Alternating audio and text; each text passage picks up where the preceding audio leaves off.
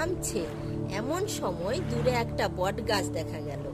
এক পথিক বলল, আসুন বটের ছায়ায় গিয়ে একটু বসি। পাতায় ঢাকা বিশাল বট গাছটা ছাতার মতো ডাল পাতা মেলে ধরেছে। পথিকেরা বটের ছায়ায় এসে গরম থেকে বাঁচল।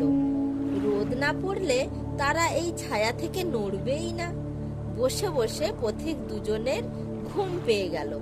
বট গাছটাও যেন পাতা দুলিয়ে ওদের হাওয়া করতে লাগলো। পথিকেরা ঘুমিয়ে পড়ল। পথিকদের যখন ঘুম ভাঙলো তখন বেলা পড়ে এসেছে, রোদের ঝাঁঝও আর নেই। এক পথিক বলল, চলুন এবার চলা যাক। এতক্ষণ বটের ছায়ায় বেশ আরামে ছিলাম।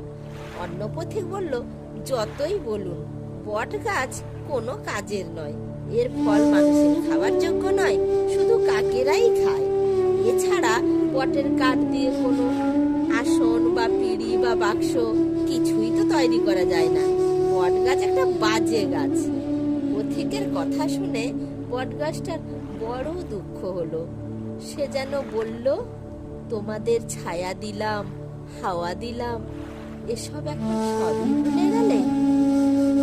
গল্পের নীতি হলো, উপকারীর উপকার মনে রাখতে হয়, ভুলতে নেই।